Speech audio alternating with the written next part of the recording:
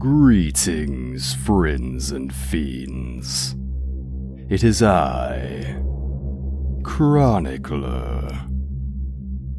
On this day, it is my pleasure to bring to you the voices of madness behind the members of Creepy Spaghet.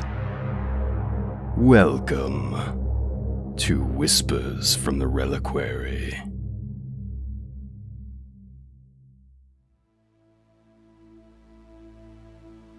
Alright, so I don't know how to do this. This is something new that we're trying.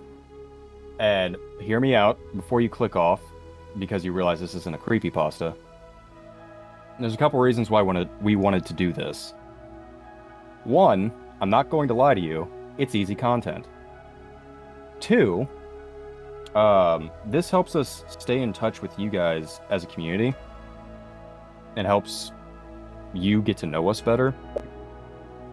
Three, it's also easier for us to do announcements for you guys through this than it would be to make a completely separate video for you to actually have anything that's going on with the channel. So, right now, we have the Overseer here, who is the social media outlet. He's the one you want to get in contact with if you want us to read one of your stories. He's generally the one posting on our Twitter or our Reddit. And we also have Harbinger, who is, he's our current editor right now. So, fellas, say hello. Hello, YouTube. Mom, I finally made it. I'm famous. And I think Overseer's having a stroke over there. No, I'm sorry. I had a phone on mute. Hello, I am the Overseer. I bring all the stories. Okay. He's trying his best Wally impersonation right now. I'm so happy we have such a charismatic person for our social media and PR. Yeah, right? He talks to people, so I don't have to. So, as far as, like, the podcast, we don't really want to do something that's too stuffy or formal or anything like that. What we're doing here is just generally, honestly, bullshitting. So we're mostly going to be talking about random shit all the time. Sorry for the language, that's how I talk. As well as answering any of your guys' questions that you may have. So what we're going to do is, if you guys have any questions that you want for us, you can just post them in the comments of this video, and we'll get to them in the next podcast. It helps with us, because it helps, like, keep the thing on track, keeps us focused, keeps us rambling about random shit the entire time. But yeah, welcome. Is there anything you guys want to say or anything, or should we get started? I think we're good to get started. Yeah, let's go All right. get started. So there's a couple random topics that we can just talk about. And in the horror theme of creepypastas, I know, Harbinger, you've recently been brought on, so you might not have an answer to this question. But so far, what's your favorite story been? Like, favorite story that we've covered, or just in general? That we've covered. Ooh. That's an easy one for me. Flathead. Yes, it has to be Flathead. Like, that one was the story that kept me on my toes the entire editing time, and I just really never saw the end coming. Like, I had many, like, possibilities in my head, but, like, that was such a really good twist at the precise time, and I was just like, okay, I'm sold. Like, I don't need, like, I don't know, it was just perfect. Like, I remember messaging Chronicler just after I was done. Like, literally, I just texted you, what a twist, and you knew immediately what I was talking about. Oh yeah, it was definitely a really good twist at the very end of it. I did enjoy narrating it. The author, I believe, Modern Lyset, I think they're on the Creepypasta podcast. Because when I checked out their stuff, it led to some interesting places. Or it might have been the No Sleep podcast or something. But yeah, they're really good author. For those of you that aren't aware, I would recommend going and checking out their work. They're really good. It also brings on something else. Author accreditation. Now, you may have noticed we do a lot of it, and that's because we want to do it correctly. We don't want to start we don't want to do what a lot of others started doing and stealing work from people, because that is not a good way to build anything on the internet. Plus, they put a lot of effort into their stories, and we don't want to just steal it from them and take credit for it. We wouldn't be doing this without our authors. Without them, there is no us. Exactly. And without them being kind enough to let us narrate their stories when we reach out to them, we wouldn't be here. So a lot of thanks to our authors. We try to accredit them as much as possible. We try to plug as much as they want. You may have noticed in our recent videos, we stopped posting the actual link to the author's account on Reddit. That's because of YouTube's policies. If you have anything on your page that might be detrimental to YouTube's policies, then they'll flag the video, our video. So instead, we still do all of the accreditation that we have been doing, which is their name in the title. We have a verbal shout out at the end of every video, as well as the links in the description to the original story and anything else that they wanted plugged. And you can find their actual account if you go to the story and then click on posted by. But for sure, support the authors. We wouldn't be around if it weren't for them. But yeah, what about you, Overseer? What's your favorite? I'll be honest, I'm a bit torn because, I usually go out and get these stories, so I get to read them before you even narrate them. And so I get connected to a few of these because, I read through them before I okay them. So I feel as if I am torn between one of our original base videos, which business is business. Right. Which was written by Kalen Ryan 13, which was just a tremendous build to a story. And that one I executed greatly, especially on your end. I absolutely loved narrating that one. It was a fun story. It's because I got into more of that villain mindset towards the end as it progressed, and I think I did a steady progression all the way through building up to it. Mm-hmm. And any stories where it allows me to play the monster or the villain or something like that, I get really into. Because you guys might, the guys here know it, but as far as you guys out there, we play a lot of Dungeons and Dragons. And playing villains is one of my favorite things to do. I like coming up with weird concepts, funny concepts. There's a whole menagerie of things in that. The thing you guys... sorry, I'm going to interject here a little bit, Chronicler, but the thing you guys need to know is that when Chronicler is playing a hero, even then, it comes out as a villain. I wouldn't say a full villain. If we're talking about... It comes out chaotic. If we're talking about a seer, if it wasn't seen by someone completely outside of that party, they want to perceive them as a villain of the story. Well, that's only because my character eats people. Eats people, resurrects their bones. Has the tone that you has turned a woman into jerky. Well, here's the thing: I don't eat evil people, or I don't eat regular people. I don't quoting you last session. If we coerce the innocent into doing us wrong, we can eat them. Well, okay, that was a joke. First off. Second off, generally the character itself, as far as its conception, it's a neutral necromancer. So it has some tenets that it follows, in which the ones that it perceives as evil are the ones that attack. If he is attacked by anyone, that essentially gives him the right to eat them. He's a lizard man. He has lizard brain. my favorite aspect of Seer, I think, like now that you're talking about these tenets, is that his first societal encounters, there was a lot of bullying towards him, and he understood them as that being the norm for greeting and meeting someone new. So that's just the way he behaves to every single new person that's trying to be kind and nice to them. Yes. It's because, like, with lizard folk, it's... The whole mindset of a lizard folk is survival. What will propel them to have better chances of survival. And a lot of lizard folk aren't really intelligent. They mostly see strength as the defining factor for survivability. But I made a character that was a lizard folk that didn't have strength but made up for it in smarts. So they still have lizard brain, but they're intelligent in what they do. They were outcast by their people because, of course, it's an adventuring party.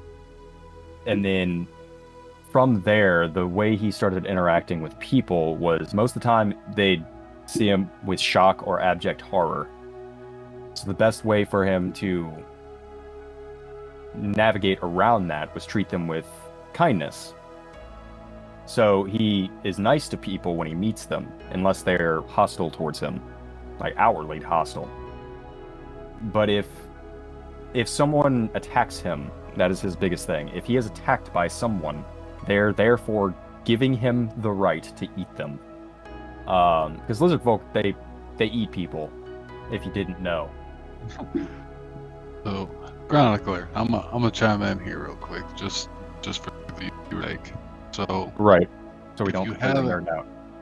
well, if you haven't noticed, for the viewer, if you haven't noticed already, it is quite easy to get the Chronicler off track and just on a rampage of just insanity. He will explain anything in detail, and I'm not talking about normal detail. I'm talking extensive, to the wire detail. And the thing is, So be careful when you talk to him. Harvjan tends to purposely misdirect Chronicler into rants just for the sake of it. Whether you mean to or not, I Oh, no. guarantee you it's going to happen. Oh no, like Oh, it yeah. is intent. Like Chronicler knows that it is intentional. I do this all the time. And I am aware that I go on these rampant tangents. Not for nothing, but he is our narrator, and he is somewhat decent to listen to. So, I mean, it all works out in the end, because you'll learn something. I guarantee you that. And At least two, you'll- he's easy to listen to. The whole thing that I see about it is even if I do go on a rant, at least you'll learn something at the end of it. Yeah, I Um, mean, no matter what it is.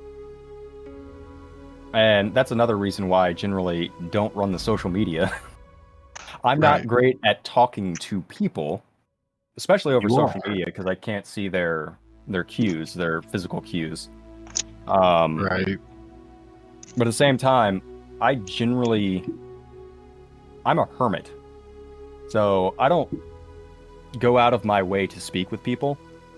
I love reading, I love the stories, and I love narrating the stories. And as far as the viewers themselves, you guys have been very positive towards us as far as like the comments go.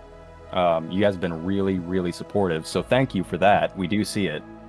It was very surprising for YouTube comments.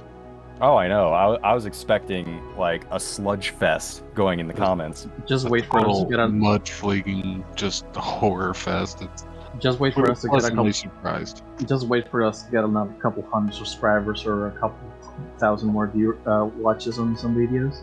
It's just yeah. a matter. It's just a matter of numbers. It's not what if. It's a matter of when.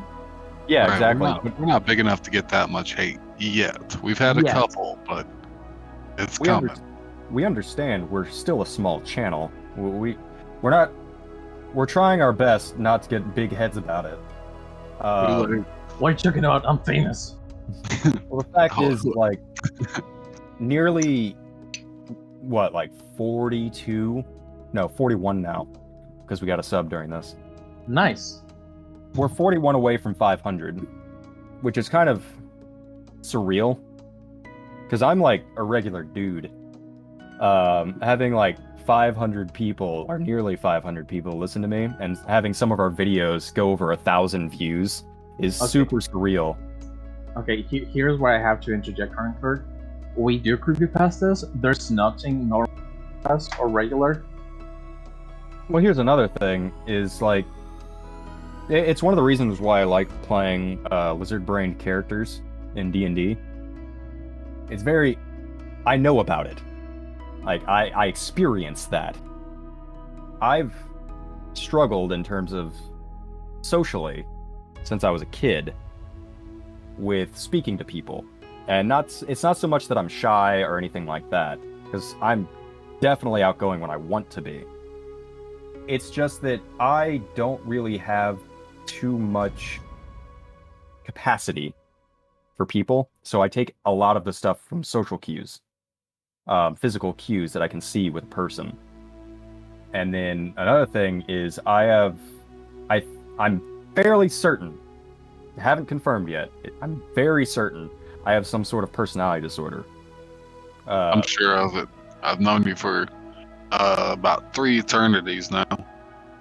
So says our deity-esqueness. I can attest. I was taken from Home Depot 2 weeks ago, and somewhat I got here, but I think I know you pretty well to know that yes, you do have mental problems. Thanks, appreciate it.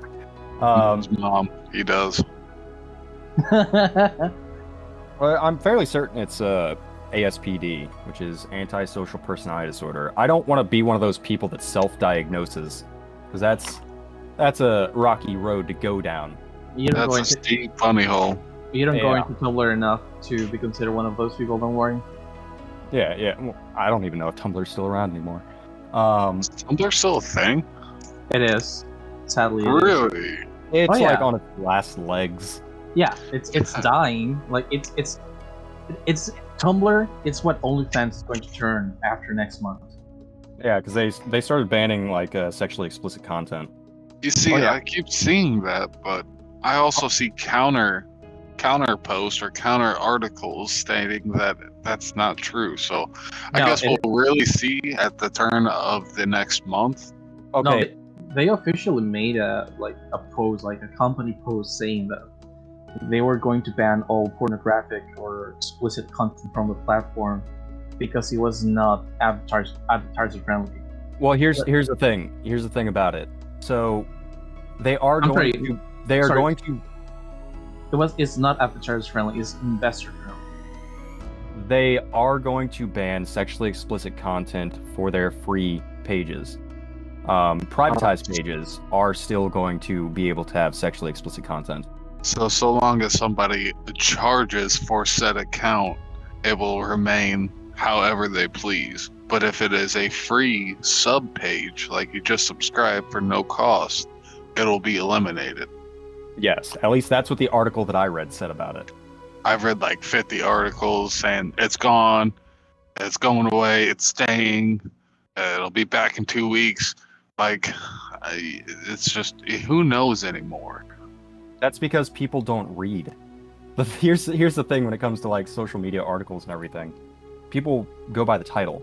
A lot of them don't even read the article. Well, yeah, that's how you get the viewer. We should know this. Exactly. Yeah, it's like title alone to pull them in. And then a lot of the people in like the comment sections and everything don't read the actual article, and they just go by what the title said, and then that's where all these misconstrued memes come from. Hey, Overseer, are you saying that you have made me a dishonest man through our work? No. We haven't done anything dishonest like that. If anything, blame the authors. It's their fault. All right. They're the ones that titled it. Authors, yours is to blame. Yeah, we love you. But you still have the blame. Well, okay, so some of it, like, if for the viewers, if you guys have seen a lot of other creepypasta channels, you should know by now that a lot of these no-sleep titles are shortened for the videos. And that's because sometimes you have stories that have like a 3-sentence long title that won't fit in the titles box for YouTube. So obviously it gets shortened to its base component. In fact, our recent story, I was offered $5,000 to be killed and revived, is a shortened version. The full title is far longer. So there's no way I would have been able to put the full title in the YouTube as well as give the author credit in the title. So I had to shorten it down to make room, and I've done that with a few of these videos. And generally, we'll message the authors about it and let them know. As far as the last video, that was like an executive decision on my part to do. We still need to contact the author and let them know the video's out. Because that got posted last night. But yeah, so generally we try and keep in good contact with our authors for any changes that we do or anything like that. We're doing our best to have good practices with this. Because, again, like I said, the authors are the main reason we're here. And without them, we'd be gone. So we want to have good relations with our authors. We want to make sure they get the proper accreditation that they have, or that they get. And for the main thing is, we are a small channel. We aren't getting paid to do this yet. So accreditation is the most that we can do for them at the moment. So why not go big with the accreditation and do as much with it as possible for them that we can do? So that way we keep on good terms with them.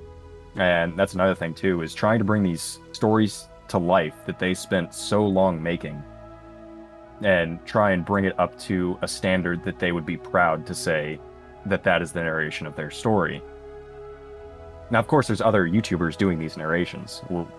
We are definitely not the only ones. And in fact, we've talked with a lot of them, which is surprising. Like, the horror community for creepypastas is very, very uplifting.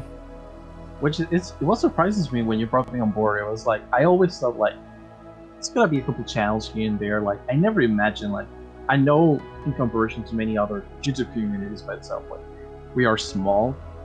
But if we are talking about, like, in the bigger picture, like, this is a big community. There's a lot of people, and to have that level of interaction and being as uplifting as it is, as you mentioned, like, it is something to be proud of and amazed by. Yeah, it's very amazing. Like, we were definitely shocked when it first happened. And the other thing is, like, a lot of the small creators help support each other, especially with the creepypastas and everything, because, like, they'll contact each other to either through networking on social media. Well, obviously, because we're gonna reach the top shelf, we're too short. Yeah, too short of a channel. Hell yeah. We make up for it with long videos. Oh, and girthy, lengthy videos. That is something else that I've noticed as far as, like, our videos go themselves. We do post some of the longer videos in terms of the smaller channels. There are, of course, smaller channels that do better than us in terms of, like, viewership and, like, video length and everything. But as far as our viewership and the length of our videos, we're doing pretty good. You mentioned lengthy, and the only thing I could think of was the 58 minutes I had to edit from Deep Ocean number 2.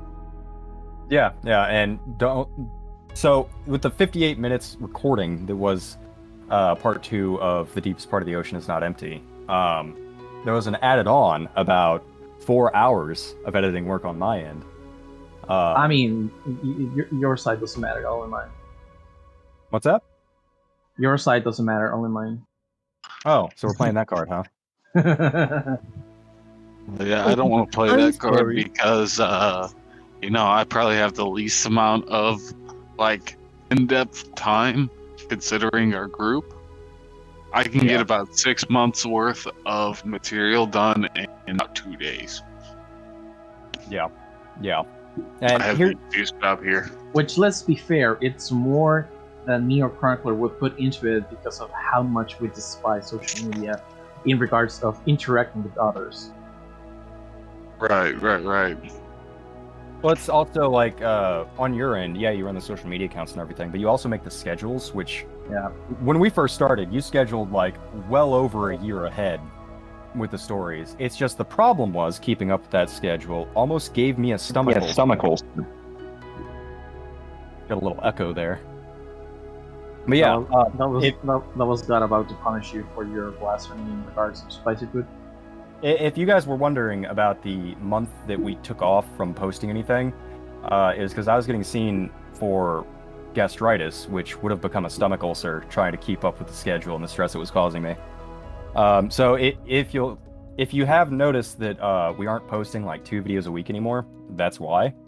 We probably won't get back to that until either one, we've worked our way ahead and gotten a lot more content out so we have something to work with, or we have more editors on board, or someone who's able to come on as a full-time editor to actually help out with that. But in the meantime, we'll still do our best to get a video out a week, because other things going on in life. And since I'm the primary editor as well as the narrator, it gets a little confusing or jumbled to work everything together. Voice cracked again. Welcome to the narrations. Don't get emotional. I don't get emotional. You need to calm down. You're too emotional. I feel a stagnant nothing.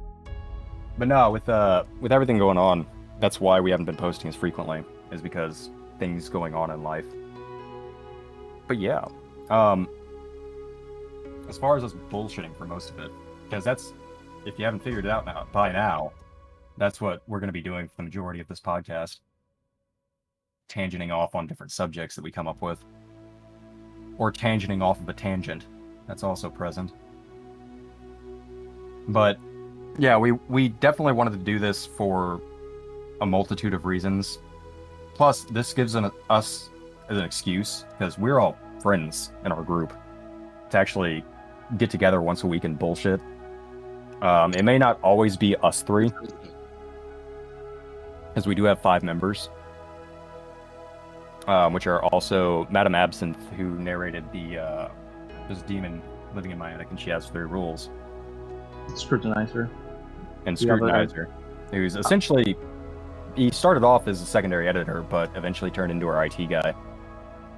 Right, I mean, when we need him, he is there. Yeah.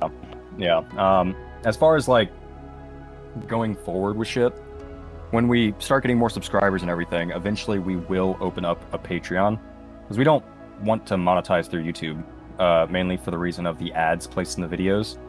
To be fair, there's a big chance that we won't be able to monetize through YouTube, given the stories that we narrate at times.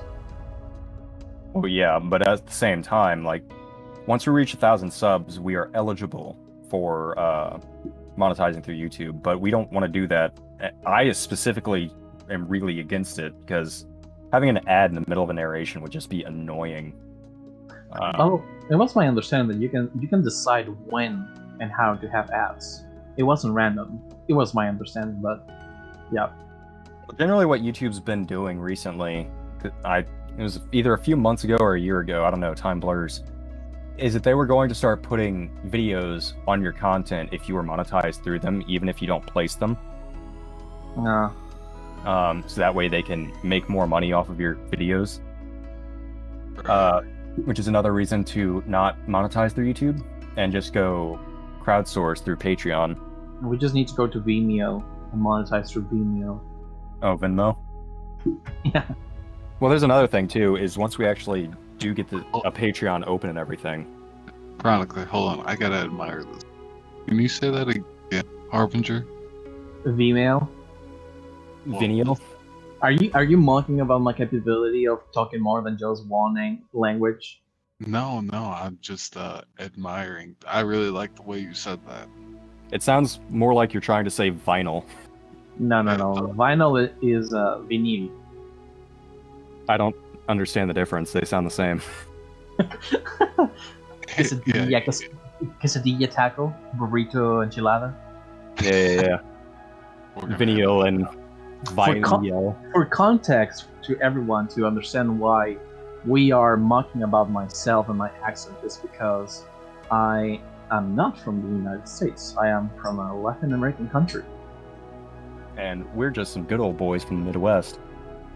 So we're like a pyramid in heaven. I like to say. What's that? We are corn folk. You are those of the slightly colored red necks. We are corn-fed good old boys. Not good old boys, but like, we live in cornfields. Like, if you drive, you're gonna see soybeans, and you're gonna see cornfields for about 6 hours. Yes, that is pretty accurate. That sounds like the beginning of one of Chronicle's narrations for one of our stories. That could have been in Black Eyed Children. That sounds like the setting for Black Eyed Children. Maybe it's because we grew up on stuff like Children of the Corn, which was very well talked about in our region, given the fact that we live in corn. That's and accurate. may have been used as like parental guidance to keep us in line. Which is really funny, given that I am literally from one of the countries where corn is like the main basis for pretty much everything. You're welcome. No, I corn is don't from think corn it is works from the that way. south. Like corn is from the south of America. Yeah, If you say so. I don't know about you, but I grew up in between two cornfields, so you could be wrong there, Harbinger. I don't know. Let me go ask our civilized Spaniards what did they think about it. that also brings up another thing with the Children of the Corn. What's your favorite horror movie? Oh, Ooh, It actually, could be a series. look at us back on track. I was bringing it yeah. up. Yeah. So I mine. told you guys. I told you I wanted. So people usually go. I can go first. You can go first. People usually go for the hack and slash films and gore films, which yeah, they're cool, they're fine. But to me, the movie that will keep you in suspense is usually the best. And there's this one movie that I don't think it's well remembered by this point, but back in their days it was like considered one of the best horror suspense movies of its age. It's called The Descent. Ah, good movie. That movie is so good, and the fact that you cannot see pretty much anything for like half of the movie makes it even better. Like, I remember this quote. I don't remember from who it is, but I know it was one of the creators of Alien. It said that the best monster is the monster that you cannot see. Yep. And like that movie to me is like, I know it's not perfect by any means, but it just like engulfs perfectly the idea of tight places, darkness, lack of light, and a monster that is simple, horrifying, and effective. Real. Yes. See, as far as like horror movies on my end go, the Alien series itself was one of my favorites. The only reason why I don't put Alien there is because I cannot consider it a horror movie. To me, it's more like a horror action or horror suspense movie, which the first one probably could be more horror, but I don't know. Yeah. It's like yes and no. Like if I was to say like, okay, horror, 100% horror, it had to be Descent. It had to be sci-fi or slightly action, or like then definitely Alien. See, it rocks between categories between Yes. the sequels. The first one is definitely horror based because it brings in that aspect of the monster that you can't see is the scariest. I mean, that was the father of it. Yeah, it's absolutely amazing with the first one because a lot of when you look back at horror movies, right? Especially if you're looking at back through a series, generally it'll be like, oh well, the second or third one wasn't as good as the first, and blah blah blah. And I feel like in the horror aspect, that is true for the Alien series itself. But the Yes. rest of Yeah. the rest of the films are definitely enjoyable. Oh, Like no Alien- doubt. Even the I think that Aliens, the second one, I think that's the one that defined what that franchise was. Like the first one is excellent, it's an excellent horror, it's an excellent concept, but the second one was the one that defined the genre of aliens and the xenomorphs, which is fine. Like horror was fine, but like that horror action, mwah, perfection. To me, that's my opinion as a movie fan, as a fan of the franchise, of the Alien franchise. Oh yeah, and also it's got one of like the best female roles in any horror movie. There's also By Was far. it 2 or 3 where she ended up on the prison planet. On three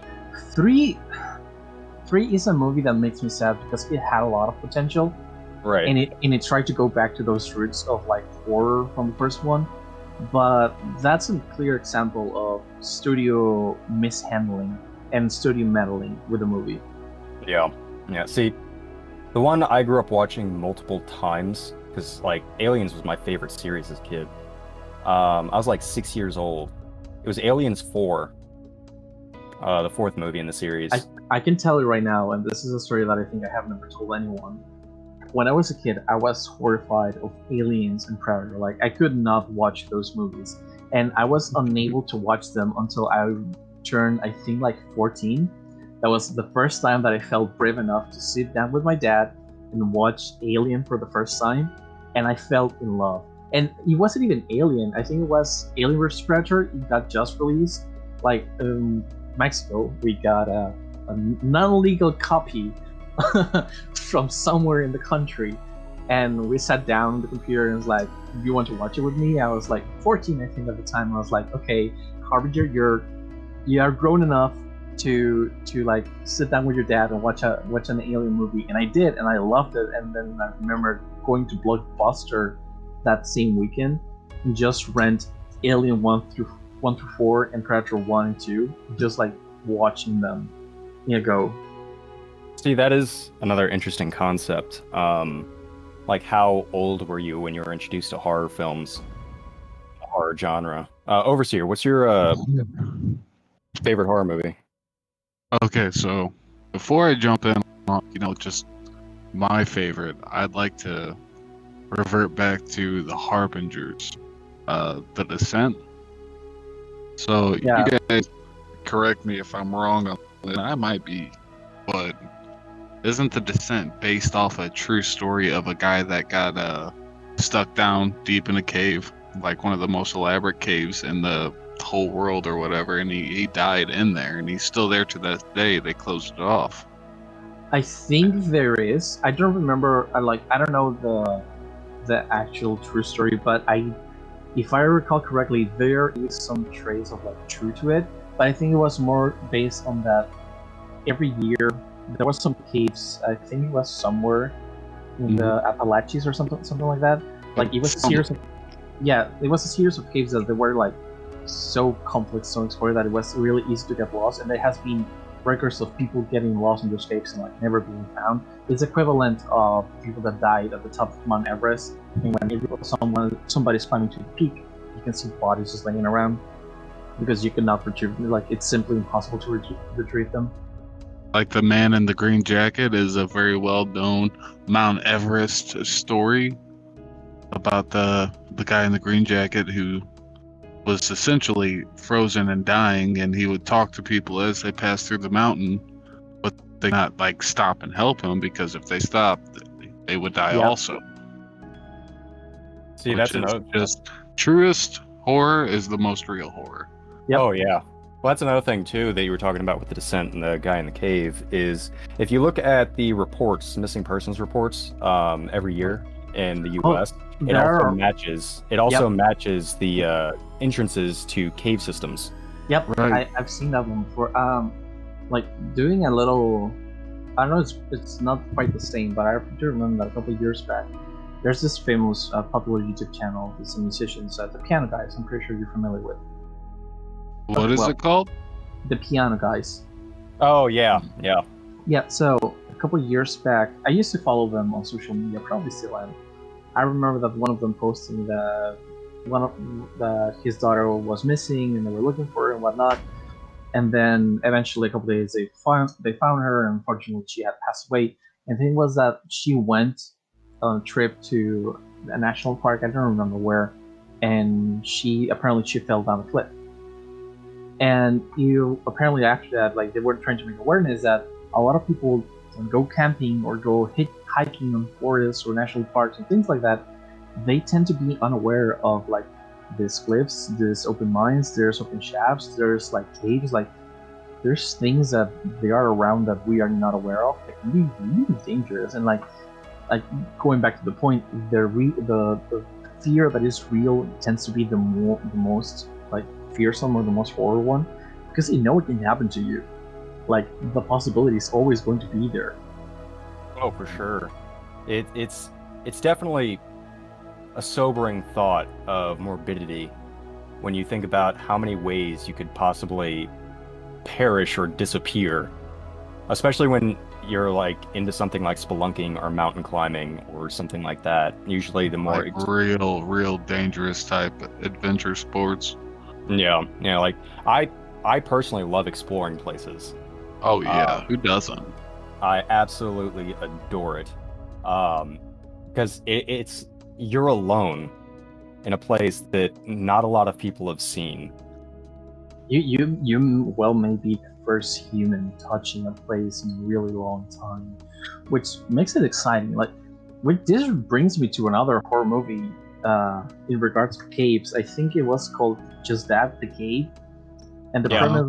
the premise basically was that it was a bunch of like explorers that found a church, I think somewhere in Siberia or something like that, in under a well inside a church. It was an entrance to a cave that like expanded through the entire like ground floor, something like it was a fun dumb movie, but the whole idea of like being the first one in a place where no human being has touched in God knows how many years, it is an exciting thought. It's also, Go ahead. I don't mean to cut you off. No, go ahead. I was gonna say it's also similar to like As Above, So Below, but that has more of a paranormal aspect to it. I haven't watched Same that time. one. Oh, it's amazing. The premise is they're exploring the catacombs. Of France, right? Yeah. Oh They're exploring the yeah. catacombs of France to find the entrance to hell, so they can get the Philosopher's Stone. And they've been going through like these closed off areas in these ancient ruins and things like that to find the location of this place before they discover it's in like catacombs. And once they start exploring, they start going into parts of the catacombs that have been blocked off, because the catacombs, for those that don't know, are massive. They are huge, and a lot of it has been labyrinth, closed. isn't it? Yeah, it's a big labyrinth, and it's they expand far beyond the city limits. Oh yeah, it's so massive that they've had to close a lot of parts down because people might not remember it, but Paris has been burned down like 2 or 3 times. There's also been like buildings falling into the catacombs. Yep. Which need to be repaired, and those parts were like. It's the same thing with Venice, isn't it? Like, there's a series of caves and catacombs and whatnot under the city, and it's one of the main reasons why the water levels shift so much and why this part of the city is sinking constantly. See, I didn't know that. I might be wrong, but that's what my brain's telling me right now. I'll have to look that up later. I advise the audience to as well. So, yeah, never trust what one of us say and take it for granted. Always do your proper research. That's one thing we encourage. Even about me going in depth, look it up for yourself. I might be wrong on a lot of it. You never know. There's like a 95% chance that he is wrong about it. I'd say more 60%. 60-40. It depends on the topic, yes. Yeah, I think I retain information fairly well, especially if it has to do with numbers. History, dates, I'm pretty good with that. But, not about dating, though. Don't even start. Topic here, guys. Yeah, I was about to say, Overseer. Answer with your favorite movie. Well, alright, so one more thing. This is more so for the viewers. So to add on to the Harbinger's preferable video of The Descent, that's what it's called, right? Yep. So if it is based on what I'm thinking it is, and I'm pretty sure it is, there's also a creepypasta narrated by the Dark Somnium called Ted the Caver, which I believe is based off the same storyline, or the more so based off the actual story more so than the movie. So if you guys have any time, you can go. I'm sure most of you, if not all of you, know who the Dark Somnium is if you're listening to us. Yeah, shout out to Dark Somnium, by the way. They, he's my favorite. They do a lot of work in their videos. They mix their own music for their videos and everything. And honestly, I think in one of the interviews with the Zombified's channel, they were talking about how they love listening to like Mr. Creepypasta, which I still do sometimes. He was the one that got me into creepypastas. But he was tired of them using the same audio tracks. And he was really interested and, as a hobby, mixed his own music. So, as a way of doing it with more like variable content, he started releasing his stories with his own mixed music in the background, which is a lot of work. It's pretty extensive, little known to the viewer. Yeah, for you guys that don't know, editing these it's simple, but it's extremely time consuming. Yeah, I agree. Once you have the ideas of it down, once you know what you're supposed to do, it's super easy to do. It's just extensive in how much time it takes. And especially since we're posting like longer stories, Dark Somnium is doing a lot of the same, except he's adding in his own music and making it and everything to put in. And just with us putting in the basic like YouTube library music and editing it to make it longer, him making his own music for that is got to be a lot of work. So shout out to him for being able to do that and post as frequently as he does, because that is just absolutely amazing. I mean, he posts a few videos a week. I mean, just that alone, 3 soundtracks of at least, I'd say his normal posts are minutes. That boy's on the grind. On the grind, composing, editing, and then recording his own, or recording the narration of whatever story he's telling. I mean, and that's at usually about 15 to 20 minutes. I've seen him do videos upward of 2 hours. I mean, that is just absurdly ridiculous. I mean, that he's able to pump out that type of content in such short time, especially consistently. Okay, too. Pulling us a little bit back onto track, and at the same time complementing a little to what Overseer was saying. I did a little research right now, and apparently from this one forum that I read, but it's interesting. The Descent, the idea of like getting lost in the cave and not being found and whatnot, is based on the story of someone called Knox who got trapped in the cave and apparently was never found. It's loosely based, but apparently the other contrast to it is based on the idea of whether David Berkowitz had like the mass murderer, or not the like I think it was called the Son of Sam. Yeah. So the idea of whether he had accomplices or not, and the way he would trap his victims. So yeah, that just makes the movie even better. It's a good bit of information. I always love a little context with a story, especially when it's spread out between, like supposed myths to actual movies or news articles. It's always good to know those little details. And I think that makes it even better after you watched it and not before. Yes, it makes you feel like you understand it a little bit better, like you're more. There's always those little things like, I think I know they tried to say this, and when you actually read it and understand, like, see, I was right. Like, that's a sense of satisfaction that you get from obviously the piece of art, and at the same time knowing that you understood it.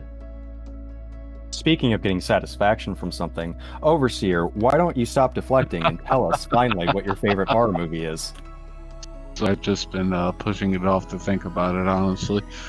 Because, I mean, if you think about it, there's a gratuitous amount of horror flicks, films, etc.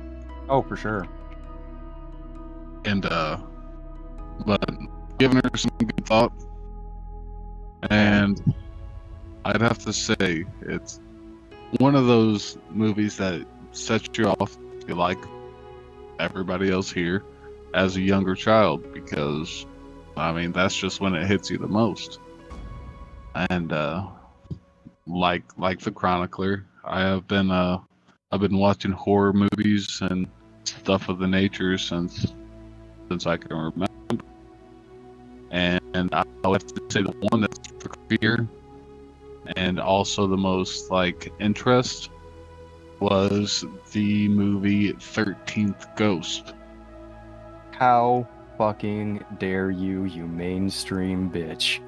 Dude, listen though, it has so much possibility for expansion and backstory that like common internet lore goes wild on it nowadays, since like the people who watched it at the same age I did when we were like 5, 6 years old and got to delve deep on the potential of the lore of each individualized ghost and expanded upon, you know, maybe through like their own imagination or through actual research, possibly through whoever wrote it.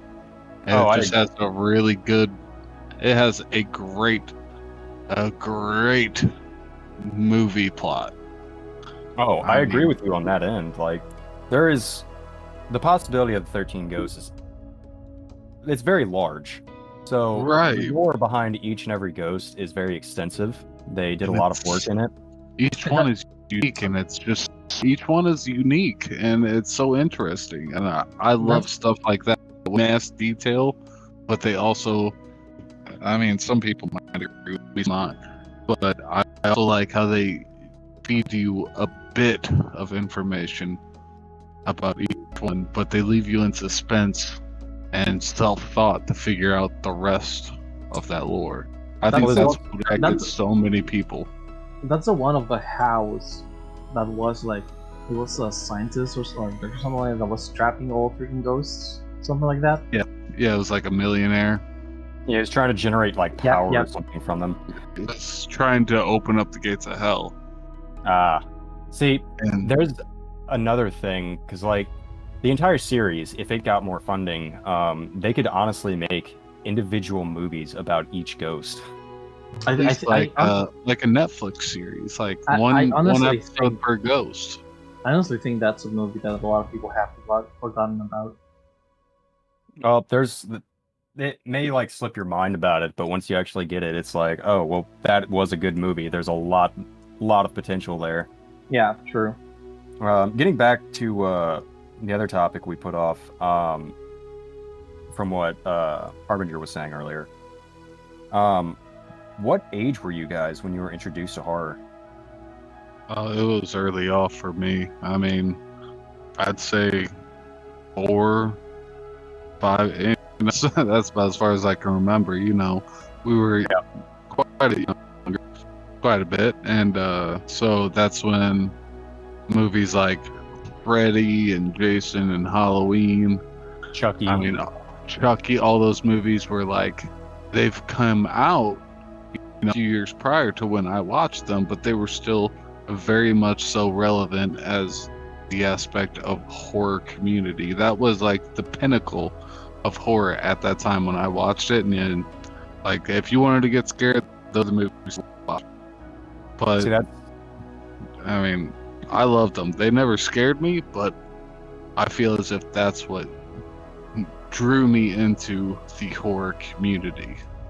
See, when I was 4, I was introduced to demonic toys. Oh, baby, don't even get me started. As a 4-year-old, and my brother forced me to watch that, which, for the longest time, as a child, I had a phobia against baby dolls because of it. Which is fair. Yeah, but that ended when I was like 7, right? Through forced like interaction. But eventually, I got over it, and then I developed horror for spiders. So that was interesting. But as far as like getting introduced to horror, my family was big into like horror movies and things like that.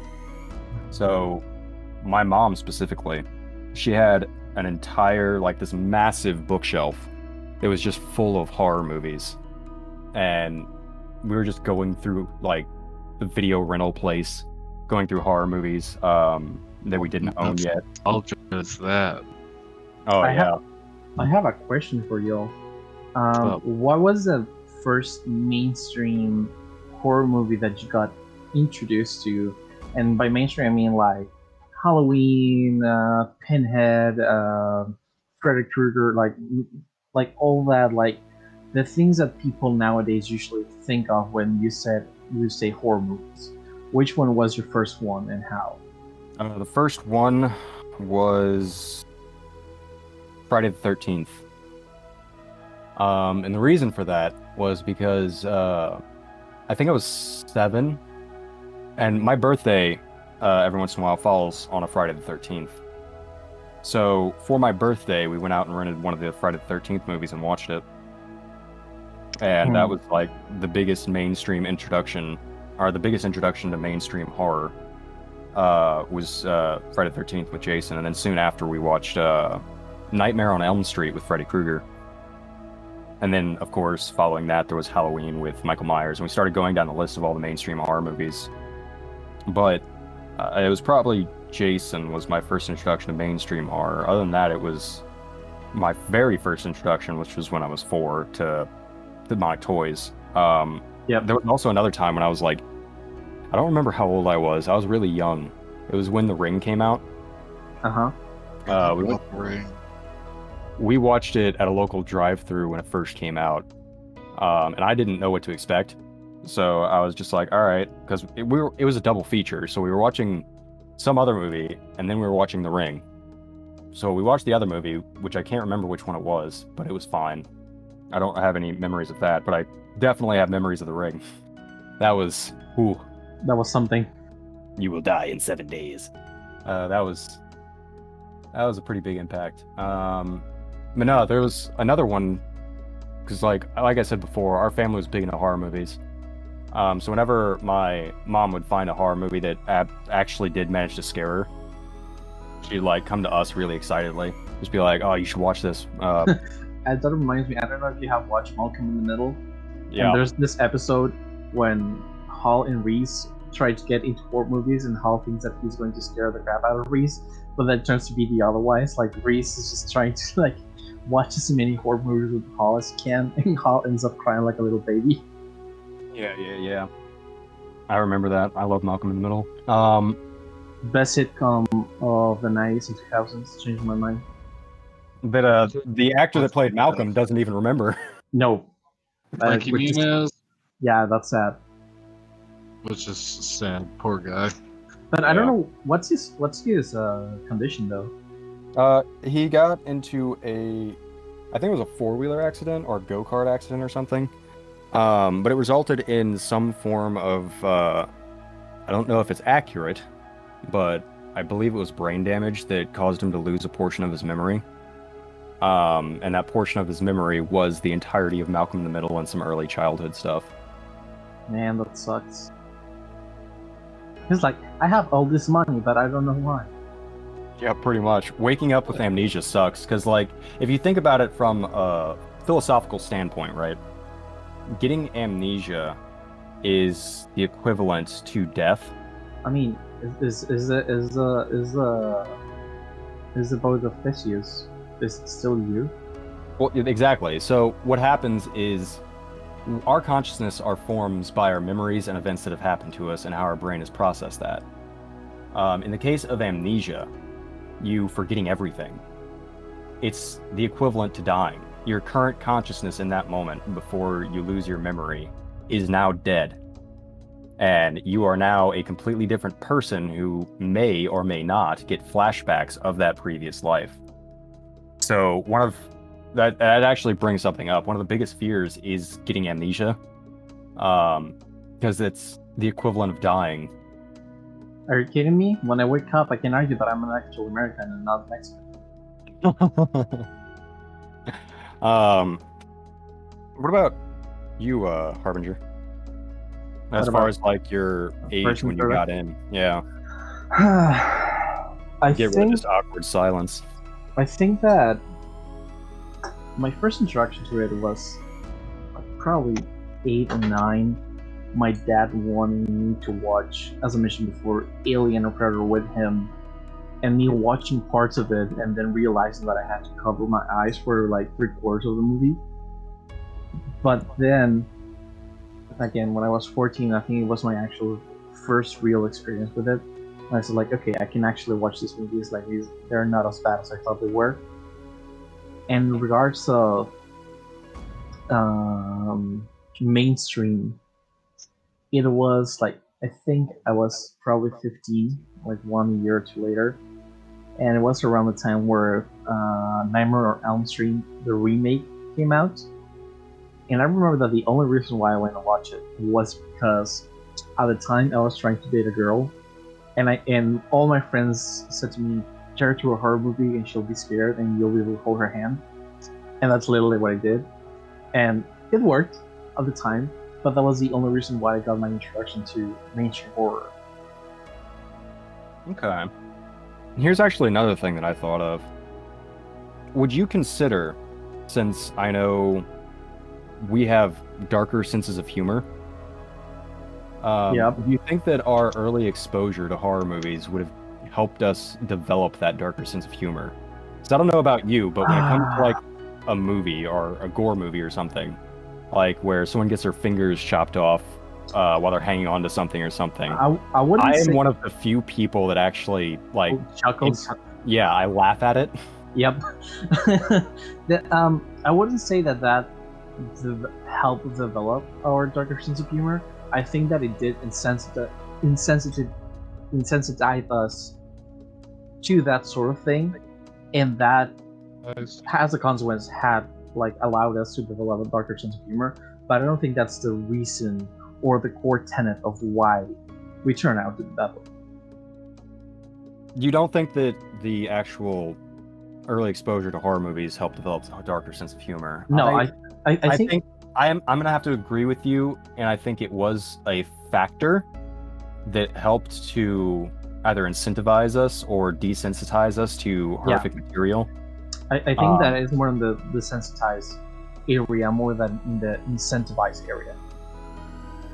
Because I think a lot of it is you develop that sense of humor as you live, and it's generally to help with internalizing that type of thing. And not only that, my main argument behind it is that if that was the case, we would be living in the most dark humor generation ever, with the things that we literally have just right onto. Because if you remember back in our days, back in the 90s when we were kids, watching a movie like a TV show, you would never see any form of gore, blood, or even cursing on TV. And now, No, not really. And that now that's just the norm. So if that was like the precursor of like our dark sense of humor or our taste for like horror things or I don't know, whatever you want to call it, we were living in the most like dark humor generation ever. When we don't, like, I think it's the opposite. We live in the generation that literally wants to like get rid of all that stuff, like the most sensitive generation ever. So I do think that it helped us get desensitized to that aspect of things, and that with our experiences in life and our character, our behavior and whatnot, we develop that dark sense of humor. But again, not a core reason or tenet behind it. I'll have to agree on that. That's actually pretty fair. Yeah. There's also I was gonna say before, another movie recommendation. This comes from back during the time that I was talking about how my mom would find a horror movie that actually scared her. Darkness Falls is a really good. Dude, you just threw back some memories. It's I a remember that whole 2000 movie just with the title. Yeah, it's a 2003 horror movie. It was terrifying. The plot revolves around the Tooth Fairy in a dark setting where she's hunting people. It reminds me a little bit of Jeepers Creepers in that sense. The monster's out there and it's hunting.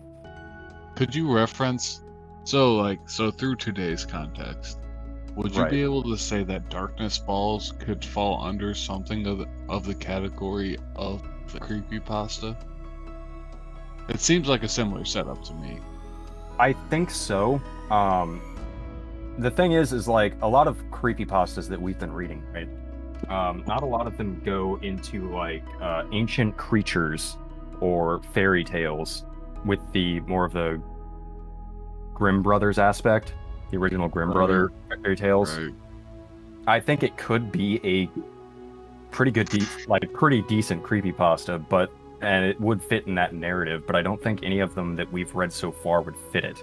Because the main reason is with Darkness Falls, it's revolving around a tooth fairy, the quote-unquote tooth fairy. who is essentially a specter of someone who was wrongly killed like years and years, like hundreds of years ago. And so far, what we've seen with the current horror is it's more recent stuff, or it's like eldritch entities, something of that nature. Like with Black Windows, for example, that was more of yeah. Black Windows was more of a eldritch entity type thing. Right. And then let's see. God, there's so many stories that we've done already. Oh, no, there is one that I just thought of. I should have known. Our Christmas special. Oh yeah. Yeah, with Krampus. Yeah, Krampus story. If you haven't already. Yeah, it's a good story. I enjoyed narrating it. Especially the voice of Krampus, the Christmas demon. Who doesn't love the Krampus story, though? Especially in the horror community. Oh yeah, for sure. That's another thing too, is finding seasonal horror stories. Because like, what type of horror story are you gonna find during like Halloween that fits like the Halloween narrative of going trick or treating and everything? It would kind of just be like a good game. Well, here's the thing. Like, we noticed like last year when we were getting our feet off the ground with things like that, with like around October, we couldn't find a good October-based story that was like straight up Halloween themed, or with like. Then we were scheduling like at the same time we were recording. Yeah, and then there's like I Should Have Known, which was the Christmas special, which it took you forever to find that.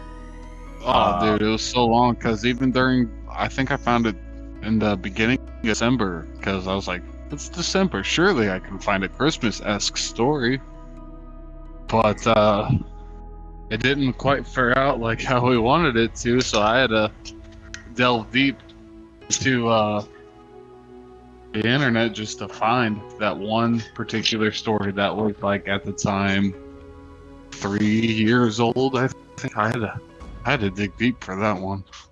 Yeah, it was like 2 weeks of us just going, where the fuck is Krampus? Yeah, like I was like, it's December. Why aren't the Krampus stories like cranking out? Because obviously, I mean, our main source of stories, or actually all of them, I'd say, are through Reddit. So you would think Reddit, being the huge social media platform that it is, would just be like, oh, it's December 1st, it's time for Krampus. Because horror and Christmas only means Krampus. Right. They coincide. It's all Krampus. I mean, if I recall correctly, but I might be wrong with this, the original like Scandinavian Halloween and stuff was around the same time of Christmas as well. Yeah, it was all because of the winter solstice. They coincide pretty well. I don't think I answered what my favorite creepypasta was. No, you have not. Okay, as far as like having fun narrating, I'm torn between two of them, and that is Business is Business.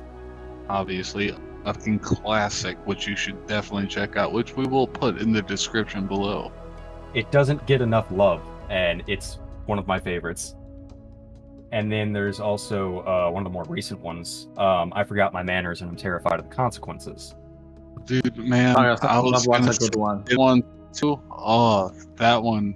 I remember the for the story. You were having a time narrating that one. Oh yeah, Oh, yeah. Well, it's such a great story. It's so beautiful. The thing is that the actual. I'm trying to remember who the author is. I will find it in a second. Johannes T. Evans. Well, Johannes T. Evans, we appreciate your work greatly. If you ever listen, I doubt it. But if you do, we appreciate that story to the greatest extent. Amazing story.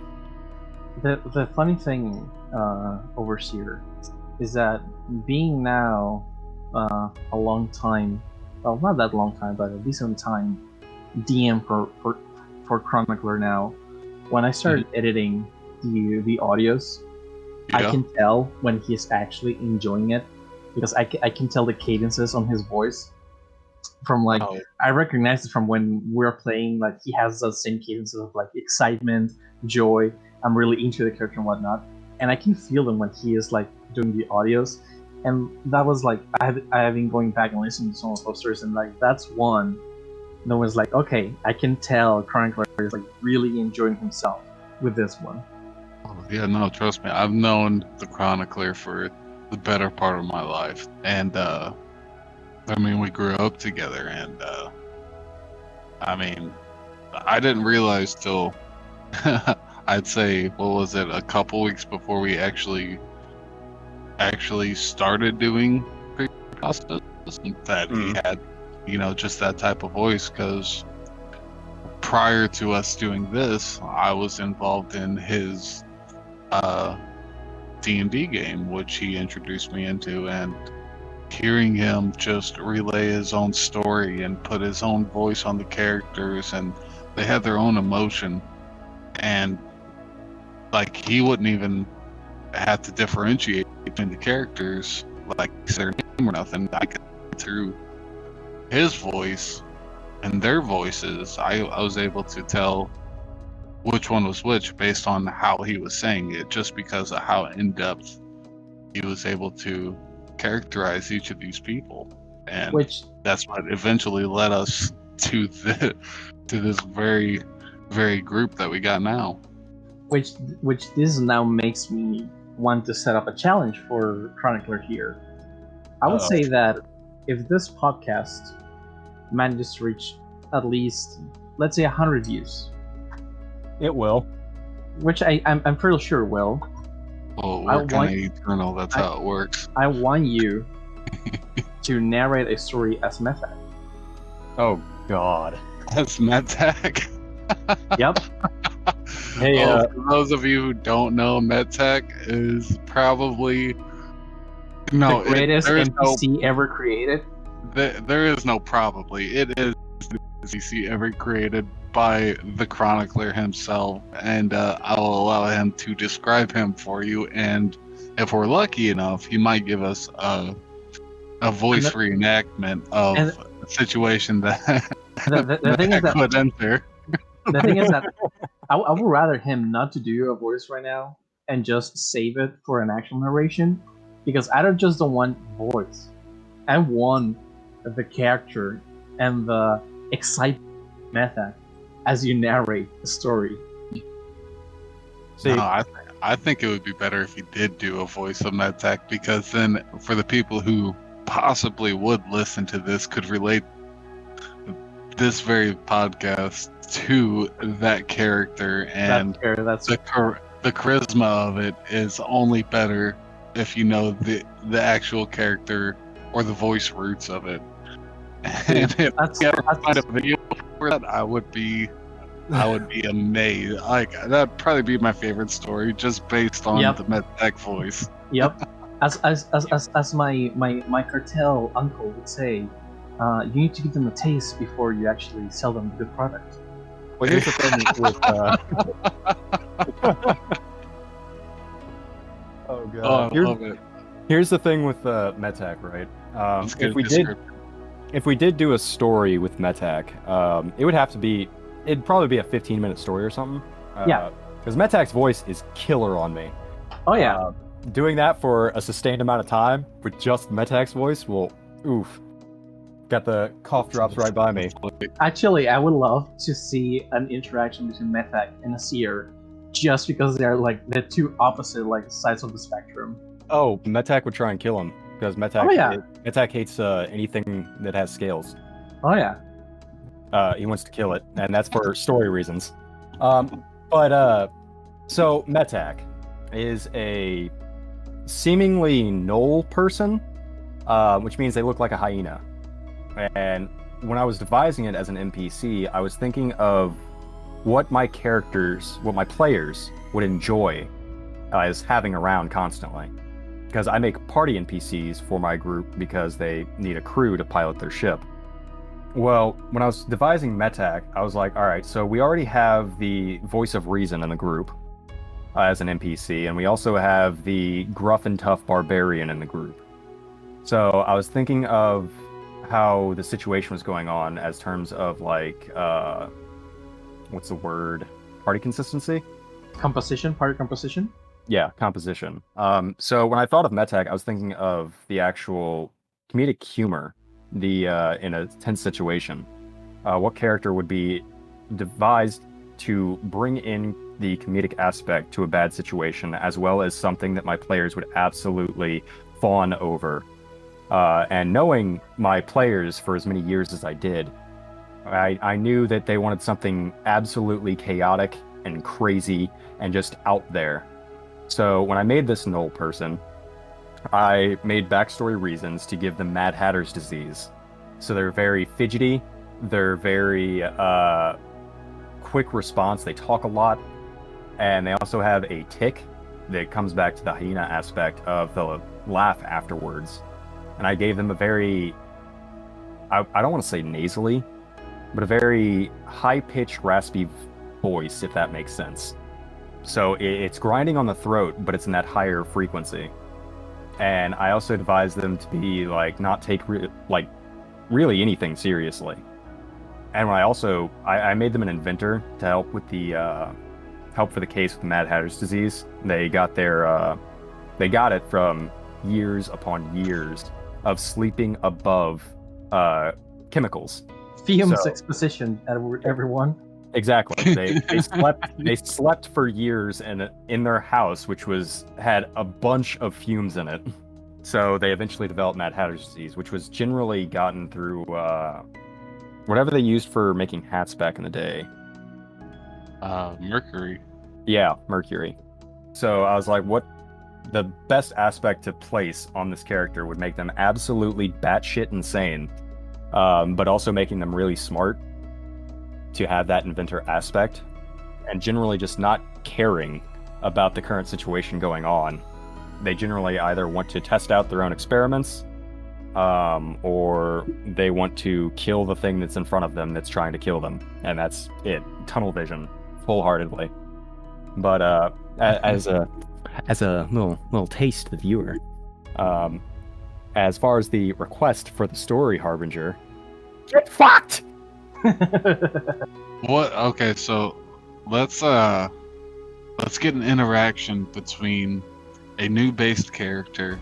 I mean, any of the, and he walks up, and he comes up to the group of of your D&D group, and he first meets eyes with Metak. What would Metak's first initial response be? What are you looking at? Hey, Metak, do you have the banana powder that we discussed a couple days ago? Do you even know what that is now? Fucking idiot. Oh, and he gets better with age as it goes. Metak is very prone to asking you if you would like either a something and or someone to Blow up. Yes, he loves that is just a base core of his personality. Is just somebody who likes to see fire go up in the air. It doesn't matter what or who. If you say yes, he will not give a second thought about it. And blow up a house in the middle of a street. right. Metak, you want to blow that up? Hell yeah! Lights a fuse. Yep. He's already. The thing is that your sentence. I was going to say, the moment you ask, he's already lighting the fuse. Right. Were you asking something? And that Very is little why. personal control.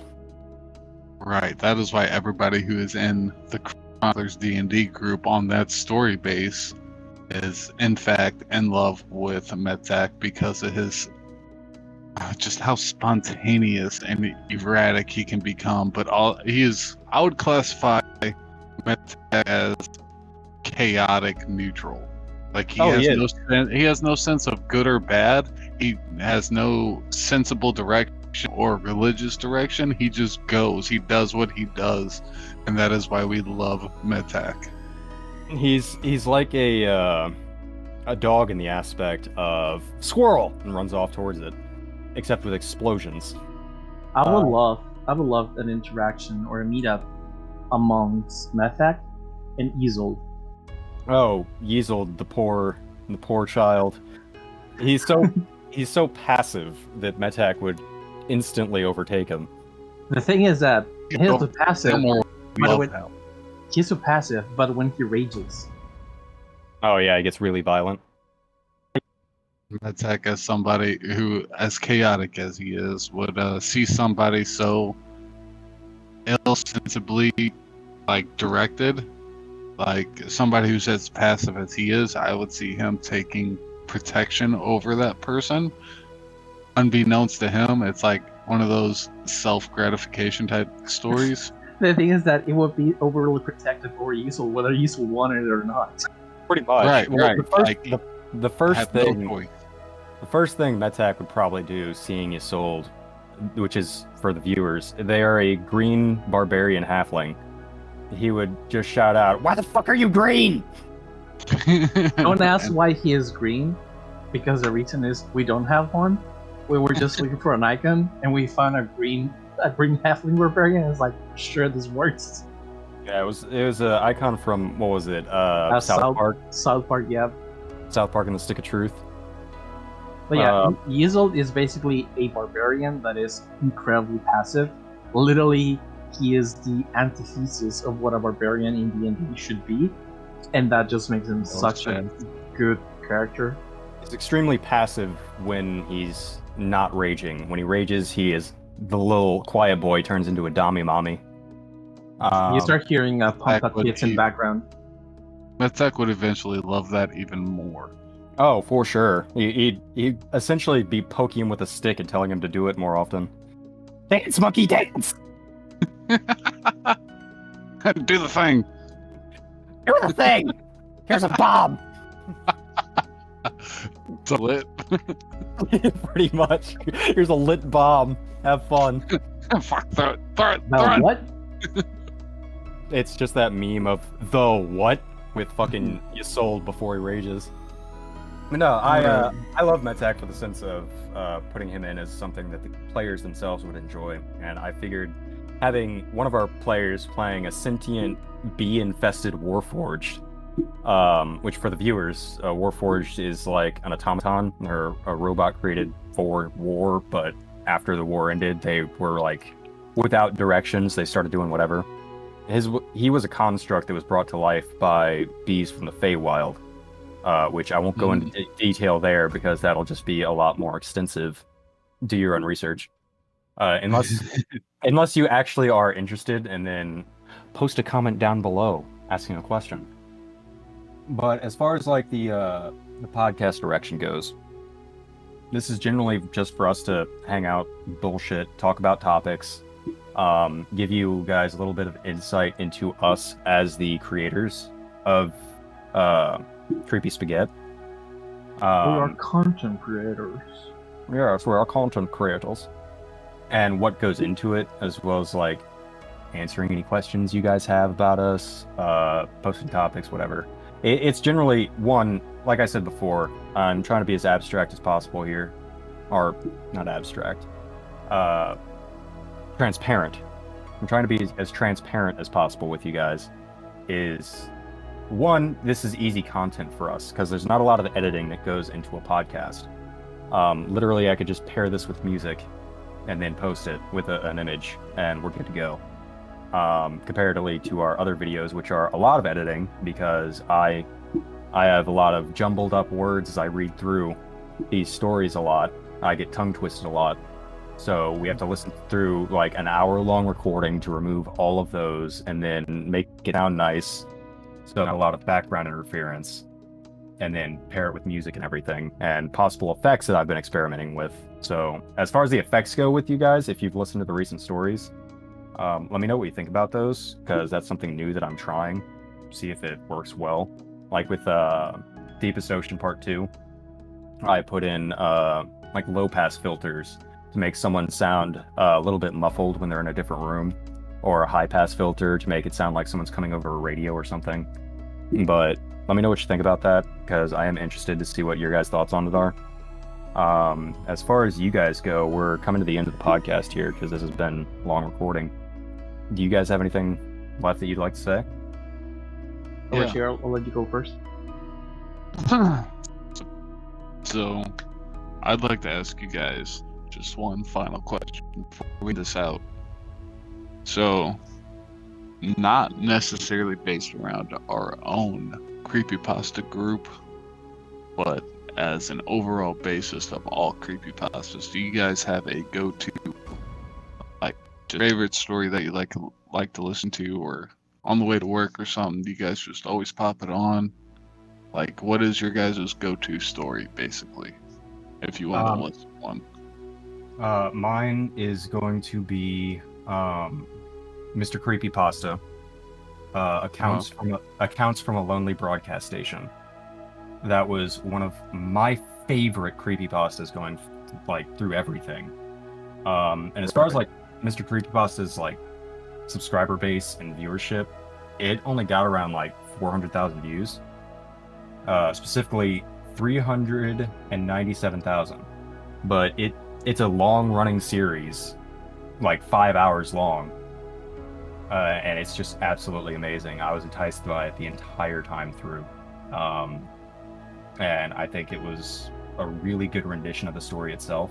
I think the author of it spaced out their storyline fantastically, which I believe the author, let me try and find it, is Windingus. Windingus. What a beautiful name that is. Oh, I know. They had their own website last I checked, but I didn't see a lot of posts on it. But give them some love if you can. Of course, love all the authors, because they really do their best, and without them, we wouldn't be here. We have a lot of admiration and respect for our authors, and we want to accredit them as best as we possibly can and help them out and support them as best as we possibly can. And like, we know, like, we have less than 500 subscribers. We're not a big channel at all. But for you guys that do stick around and actually listen to us, thank you, for one. You guys make this possible. Without you guys, we probably wouldn't have the motivation to continue this. And because, honestly, the resounding support from you guys in all of the comments, they may not be a lot of comments, but the ones that we get are really, we see them, and it helps us out a lot. So thank you for that. I might be depressed and see one of the comments, and then I'll just be depressed with a smile, but it's better than I was. So progress. It's all about progress. Exactly. What about you, Harbinger? Is there your go-to creepypasta from any channel? Well, as you know, I wasn't that well versed into the like channels for creepypasta and whatnot, but I used to do a lot of reading. And I've mentioned to you this before, the creepypasta that not only got me into it, but like I can still enjoy day after day is the Russian sleep experiment. Classic. I think that's just a classic creepypasta that like if you can down it and like reach the end and say to yourself how this is not real, like you are into a world of rich stories and enjoyment. It is definitely, it borders that narrative of this could possibly be true. It's surrealist. Like, it's just like, just on point. One of those stories that like you know when something's good is good. I know Mr. Creepypasta does a rendition of it that's really good. Well shit, he's done 3 renditions of it. But it's an amazing story. It is a classic if you guys have not heard of it. If you really want to be creeped out, definitely watch it. It definitely borders that this could possibly be real, and that's one of the creepiest things about it. I would love to, if we manage to like, I don't know who the original author of that is, but if we would manage to like, I don't even know if it was like public property at this point because I know it's old. But if we were to manage to like get permission to do so, I would love to like personally do a narration of that particular one because like that was my introduction and the reason that I enjoy this work. So the thing is with the Russian sleep experiment is it comes from the Creepypasta wiki, where most of our stuff comes from Reddit. And the reason we go through Reddit for most of our stories is because it's so easy to get in contact with an author on Reddit. A lot of other like websites that post all this make it pretty difficult in the sense that like they don't always show the author like straight up or a link to where you can direct message the author right then and there. The creepypasta website itself, you actually have to like go through and find the author. Like you got to do some work to do just to find them, and then like a lot of the times it'll just redirect you to something like Facebook, which is a little or it might send you to their website itself where they might not have their actual information posted. So, I guess we'll have to put Overseer to work then. yeah, right. Send me what you want, and I'll see what I can do on that. I mean, that's just as easy as asking a question and just let them see it and respond to it. Because I won't post a video or post a story unless we get proper consent from the actual author. That's Of course. their main stipulation, and I refuse to ever do something against somebody else's will. I agree, because like I said multiple times in this podcast so far, the authors deal with a lot of people, especially on places like No Sleep and stuff. People coming onto YouTube, just starting or making a channel spontaneously, and then they'll take one of their stories without their consent and read it. And No Sleep has had a lot of trouble with that in the past, and we don't want to be like that in any sense. We want the authors to trust us because we only have good intentions for our authors. We don't plan on doing anything bad with our authors. We want them to get the proper respect they deserve for what they created, because anything less than that is our end. We will not take a story from someone without permission. We always have consent for that, and we always post links to the main story. We name drop the author in the title. We say a verbal shout out at the end of every single video, just in case people don't see the other two identifiers. So the authors, send them as much love as you can throughout both us and other creepypasta channels that do actually like list their authors and everything, because those guys, a lot of them are inspiring writers, and they might see comments on Reddit or something, but to have someone listen to a narration that someone else did of your work and then come to you and like message you or something and say, you did an amazing job on that story, or I loved your story, things like that. It could be some really good motivation for them to keep producing that content and keep coming out with more stories or continue writing. Or if they're struggling with writer's block or something, it can help motivate them to try it again.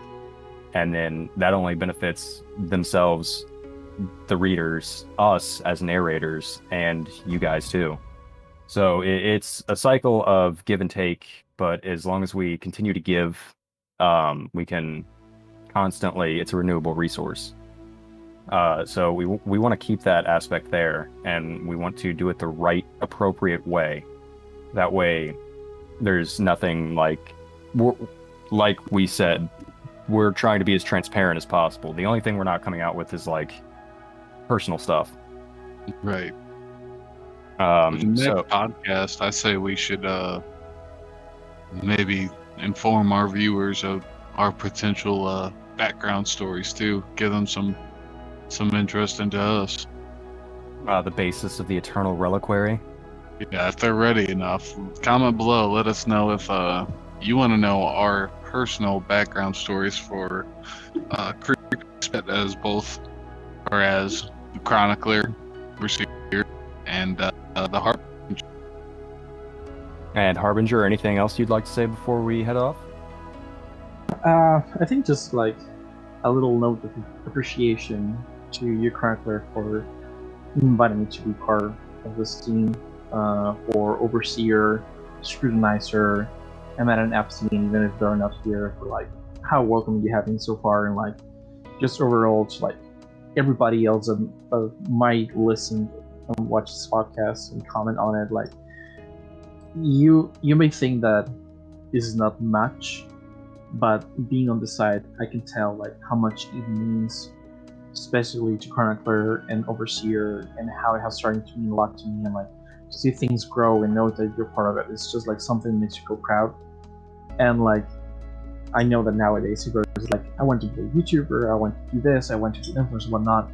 Well, we are dudes. Like, we accomplished it, even to a degree that a lot of people say like, that's small. Well, it doesn't matter. We did it. We accomplished it. We're doing something that we wanted.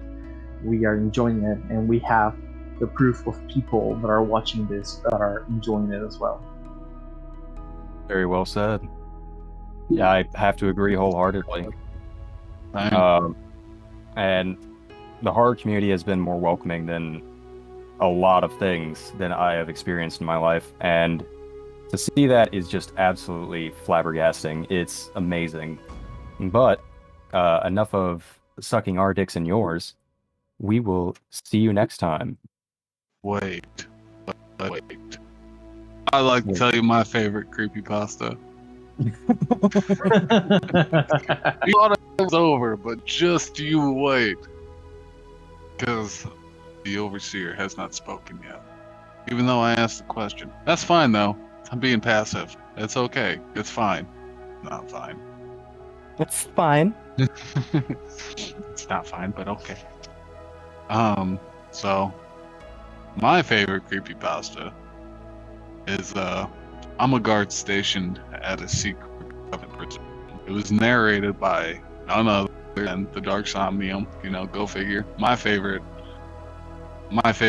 narrator, other than Chronicler, of course. Oh, you don't have to lie to the man. Lie to my face more. Yes, Daddy. Shower me with compliments. But the story was written by a Reddit user going under the name of Mr. Outlaw. I've heard a few stories and they're all just great. This story in particular is just so perfect. It's if you have the time, it is 3 hours, 16 minutes, and 43 seconds long as a 10-part series. The had a completed version of the entire story on his playlist, so you can check that out. I highly recommend it. As a story of basically monsters and fighting and people hiding in the dark, which is just beautiful to me. And it also has like intergalactic cocaine involved, which is also pretty great. Definitely a good listen. All right. Well, with that being said, until next time, fiends. And remember, we are darkness. Alright, so who's gonna give me the ride back to Home Depot?